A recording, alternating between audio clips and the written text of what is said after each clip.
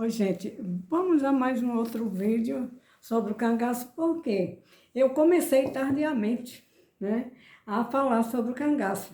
Já falei que fui impulsionada por Paulo Gastão e que depois de haver escrito um conto para ele colocar numa antologia, aí então eu comecei a aprofundar mais.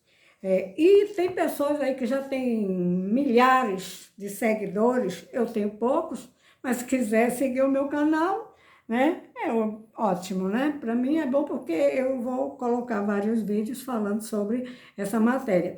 E, por sinal, pessoas que já estão repetindo os seus vídeos, porque atentaram, talvez, para os detalhes que estudar uma matéria como essa, que é sobre a criminologia, sobre o cangaceirismo no Nordeste do Brasil, não é apenas escutei fulano dizer isso, todos me disseram, todos viram igualmente, gente.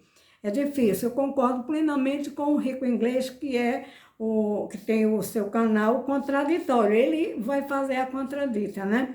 Justamente porque você não deve se conformar apenas com aquilo que as pessoas, ou sofrendo a influência, talvez até no próprio pesquisador, respondiam aquelas perguntas, né, que lhes eram feitas, mas já com digamos assim, com o intuito de obter uma resposta pronta.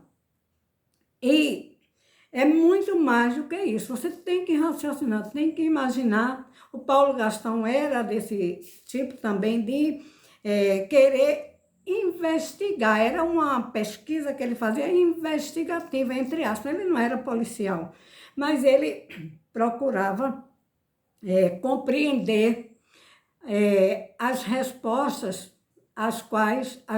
das perguntas que ele fazia, que eram perguntas até, desculpa aí, perguntas muito bem trabalhadas, né? E inteligentemente trabalhadas para obter alguma resposta. Depois ele foi percebendo que ele escutava sempre as mesmas coisas dos mesmos ex-cangaceiros. E ele dizia assim, não dá para entender dessa forma, eu quero mais, eu não acredito nessa forma, que fulano, digamos, a Cila, o Zé Sereno, que eram casados, né, viviam juntos, na época do cangaço eles eram juntos, né, se depois casaram, eu não sei, depois do cangaço, que acabou o cangaço, foram para São Paulo, perguntas que ele fez, eu não sei, se não me engano, a Dadá, né?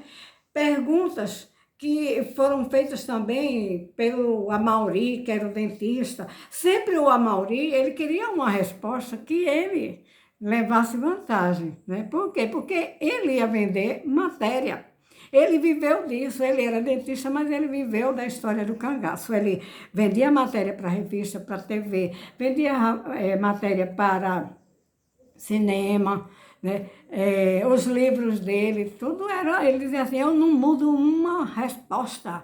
Quando eu escuto, eu boto exatamente aquilo. Não é desse jeito que se faz pesquisa. Você escuta, você não interfere, mas depois você analisa. Isso está correto?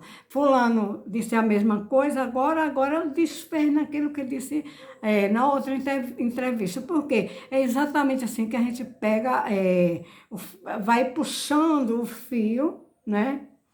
O fio da rendeira, né? E as conversas vão rendendo, mas você vai pegando os atos falhos, né? Como eu estudo, a minha linha é freudiana, então eu vou direto para os atos falhos. A pessoa diz uma coisa e de repente diz uma coisa que não queria dizer, mas que veio, né? E isso é que nós temos que pegar justamente os atos falhos. E muitos atos falhos da Cila. Gente, cada entrevista que a Cila dava, ela deu entrevista no Jô Soares, ela deu para jornal, ela fez livro. cada coisa ela sabia a data de nascimento, ela não tinha como saber, depois é que tinha que se analisar exatamente isso. Por quê? Ela tinha já irmãos no cangaço, ela não foi criada pelos pais, porque ela ficou sem os pais, ficou órfã, muito garotinha, foi criada por uma outra família. Depois ela começou a viver, né? Assim, uma vida numa casa de uma outra pessoa, que não foram os pais dela, ela não conhecia os irmãos que eram marinheiro, era aí outras pessoas que foram para o cangaço, ela não sabia quem era, porque ela não chegou a morar com os irmãos. Então, cada vez que ela dava fazia assim, se perguntava a idade, com quantos anos você entrou no cangaço? Ah, eu acho que eu tinha 12, 14 anos, ela não sabia, ela não tinha certidão de nascimento. Aliás, um batistério, certidão de nascimento já é coisa mais assim, que as famílias que tinham condição, que iam no cartório e faziam, diziam, olha, eu tenho um filho, tal, tal, tal. Era o mais comum, era o batistério. As pessoas batizavam logo os filhos para não morrer pagão, né? Então, mas também morriam muitos filhos pagãos, né? Pagãos. Por quê? Porque as famílias também às vezes moravam distante dos lugares que tinham igreja, que tinham padre. Por exemplo, o padre José Kern era da paróquia de Vila Bela, né? Padre Jesus, Padre José Kelly, que foi quem casou a Licô, a irmã, aliás, a Licô, prima do Lampião, do Virgulino, mas ele era da paróquia de Vila Bela, hoje Serra Talhada, mas ele ia fazer missa, né? Celebrar missa lá em Nazaré do Pico, lá em Floresta, né? Os padres, por sinal ele não era nem brasileiro, né? Então, e a questão que apareceu outro vídeo agora de o Sargento Elias e o Pedro de Tessila dando os depoimentos, coisas que a pessoa que na época fez aquele vídeo, que gravou, né? E está trazendo à tona agora, trazendo para se analisar, né? O que eles disseram, Virgulino tinha amigos. Gente, quem já viu um psicopata tem amigo. Quem já viu, ele pode se fazer, mas ele não é amigo, certo? Aí, então, vejamos aqui, ele falando sobre deixa-me ver aqui, o nome do Coronel Eronides, né? Que era um grande fazendeiro, tinha 21 fazendas, né? Que já era família do governador de Aracaju, Antônio Cacheiro, se eu não estou invertendo, Antônio Cacheiro, certo? Um dos dois era o Eronides, era o fazendeiro, Eronides, exatamente, né? Que fazia uns negócios, fez negócios com o Virgulino, com o Lampião. Só que houve fazendeiros que caíram naquela, né, digamos, no laço do Virgulino, mas não era difícil cair no laço de um psicopata, não é difícil não, viu, gente? É preciso você analisar bastante a pessoa, porque conversa bonita tem, eu já disse, conversa para derrubar avião. Tá? Então, ele falando que eu não sei se foi o Antônio Cacheiro ou se foi o Eronides que disse para o Virgulino, por que você tem tanto dinheiro? Por que não vai? Ele disse até para o exterior. Eu acredito que essa fala é um pouco assim, por que o exterior? Porque seria para o Virgulino usufruir do dinheiro que ele tinha. Mas o Virgulino, como psicopata que era, ele jamais, a resposta foi exatamente essa. Eu não deixo essa vida nunca. Por quê? Porque se deu bem, porque o Virgulino andava cheio de arma, conforme ele falou também. Deixa eu ver se eu coloquei aqui o nome das armas. Ele disse que quando viu o Lampião a primeira vez, o Lampião estava com mosquetão, com mouse, com facão e com punhal e muita bala, que assustava. E é verdade, né? Assustava. Foi o Sargento Elias quem disse isso. O Pedro de Tessila, que era coiteiro, era vaqueiro lá, sei lá, que os coiteiros não eram por amizade. Os coiteiros que recebiam o Lampião, né, eles recebiam e tinha que fazer amizade. Ou dá ou desce, ou faz ou morre. Mandava o Lampião, queria as coisas, mandava um bilhete. Ele não queria que dissesse que era ladrão, mas ele mandava o bilhete se a pessoa não fizesse o que ele queria, não atendesse aquele pedido, a solicitação dele, que já era uma voz de mande isso, eu volto aí e queimava a fazenda, queimava animal, queimava as pessoas. Gente, por aí você já imagina, né? Como era dureza a época do cangaço. E cangaceiro geralmente era jovem. No geral era jovem. Porque para aguentar aquela vida de corre para aqui, corre para ali, se esconde para ali, se esconde para lá. Inclusive, nessa entrevista, como é que se chama, essa pessoa que era, eu não sei se foi o sargento Elias ou Pedro de Tessila, que disse o seguinte, que eles também praticavam briga entre eles, briga não, assim, combates, o que eu vou dizer com isso, né? Eles simulavam, como os animaizinhos, né? Os pais dos leõezinhos, botam os leõezinhos ali para brincar brigando, que é para aprender a se defender, né? Então, eles viviam sempre escondidos, todo mundo sabe que esse era, o Lampião vivia sempre nas moitas, escondido, né? Preparado, equipado para no caso de entrar as volantes, os soldados, ou ser atacados, né? Aí, então, eles já praticavam aquelas briguinhas para ver, né, e divertir-se. Eles se divertiam com essas brigas, né? E numa dessas foi quando o Virgínio, o cunhado do Lampião, que era casado com a irmã do Lampião, que entrou também para o cangaço, o Lampião levou os irmãos e levou a família à desgraça, gente. Esse Virgínio era casado com a irmã dele e foi para o cangaço. O que é que ele deixou? Por que que o Virgínio deixou a mulher dele e foi brigar e foi para o cangaço? Por quê, gente? Porque já era, assim, aquelas pessoas eram atraídas, né, pela forma de viver do Virgulino, que era um pavão, né? Então, aí o Antônio também foi morto acidentalmente, ele disse, né? Não, ele foi morto, ele não pode ter dito, né? O Antônio, o irmão do Lampião, foi morto pelo Luiz Pedro. Por que Luiz Pedro? Naquela de troca de bala, aí acidentalmente ele disse para o Virgulino, para convencer o Virgulino, não, capitão, eu matei sem querer, ficou se escondendo. Mas como eles tinham um vínculo afetivo, amoroso, entre eles lá, o Luiz Pedro com o Virgulino, eles viviam, né, eles viviam um com o outro, né, sexualmente, eles se entendiam muito bem.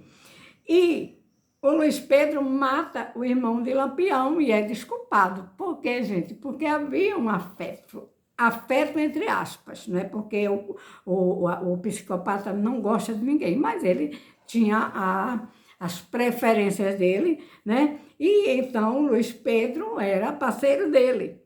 E como parceiro, né? Aí, tendo morto o Antônio, o irmão do Lampião, mas foi desculpado. Isso daí, lá na frente, lá em Angico, é aí que eu falo, né? Luiz Pedro tinha um relacionamento amoroso com o Lampião. Aí, lá em Angico, o que é que ocorre? Quando os soldados fazem aquele cerco lá em Angico, o Luiz Pedro está com o Lampião, provavelmente é o meu entendimento, porque ninguém viu quem atirou no Lampião, ninguém viu, gente, o primeiro tiro. Por quê? Porque não tinha policial ali, onde o Lampião estava, que estavam separados naquelas, digamos assim, naquelas barracas que eles chamavam barraca, mas eram lençóis amarrados nos paus, de um lado para o outro, e o Luiz Pedro estava com o Lampião.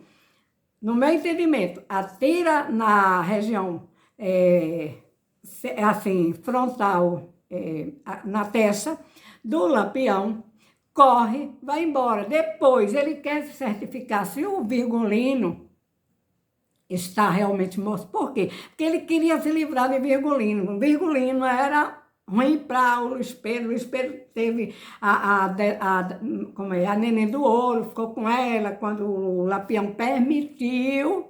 Quando o Lampião permitiu, aí ele ficou com a Neném do Ouro, né? E então, mas eles não se desgrudavam, não, né? Aí é nessa que eu digo, é aí que eu entendo que o Luiz Pedro atira no Lampião, corre e vai embora. Depois ele quer voltar, tenta voltar, não quer, ele tenta, quer e tenta voltar para certificar se o Lampião estava morto, porque se não estivesse ele terminaria de matar, né? Mas nessa altura, antes dele chegar até o lugar que o Lampião estava, ele foi alvejado, o Luiz Pedro foi alvejado e morto.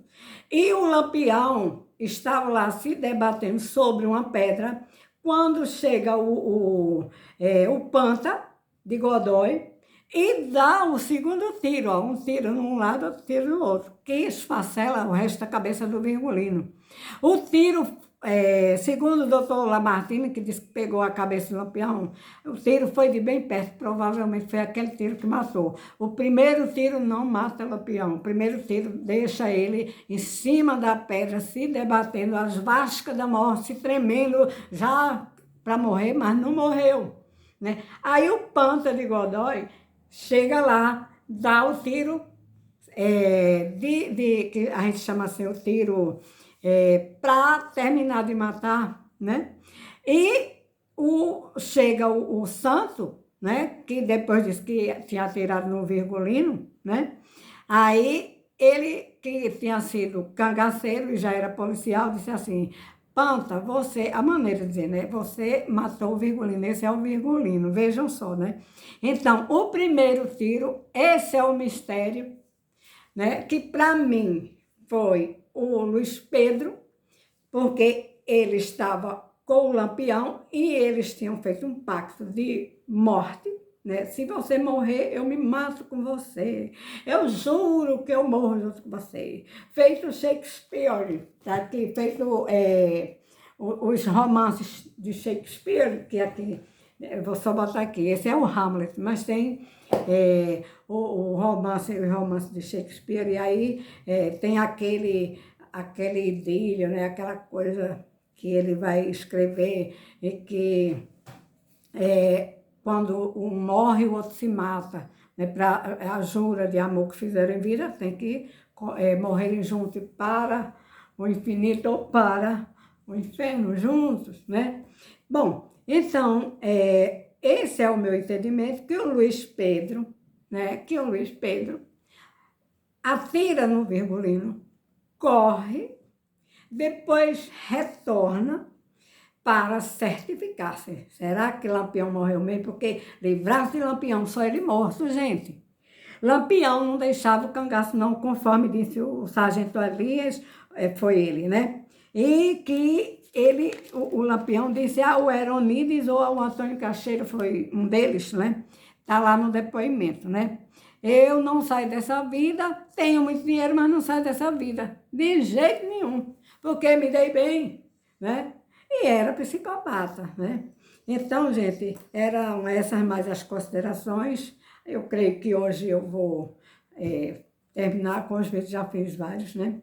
Então, e dizer para vocês que vamos ter, sim, nós vamos comemorar o Dia das Volantes do Brasil. Aqui, ó, esse é Mané Neto, que Lampião corria com medo de Mané Neto, das Forças Volantes. Isso aqui é Mané Neto, veja as estrelas aqui, que Mané Neto usava, né? As insígnias aqui, tá? E Lampião era muito invejoso e queria usar as estrelas, mas esse era coronel de verdade, das polícias, viu? E Lampião não era, Lampião era, no instante, passou a capitão, passou a ser o capitão Lampião, né?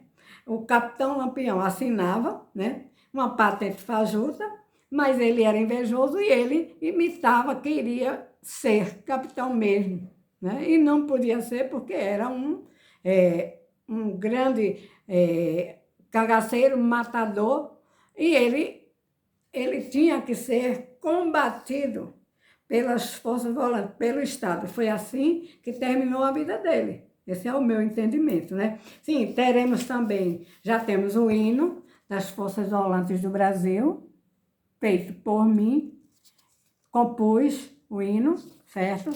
Letra e música, está sendo passado para, digamos assim, para ser tocado e cantado por qualquer instrumento, cantado por qualquer pessoa, em qualquer, obedecendo aqui, esse meu trabalho, certo? Já está tudo registrado, certo? E vamos homenagear as volantes do Brasil. Esse é o Mané Neto, que o Virgulino tanto temia. Esse aqui, ó, Capitão Manuel Neto, aqui. Das volantes, de lá de Nazaré do Pico. Vão em Nazaré do Pico, gente, vocês vão ver lá e conhecer aí a filha de Lampião. Aliás, desculpa aí, a filha de Manuel Neto, que Lampião tanto temia, certo? Vão lá. E de Virgulino vocês vão saber da história com mais detalhes, porque tem os lugares, inclusive, que ele frequentou, ok?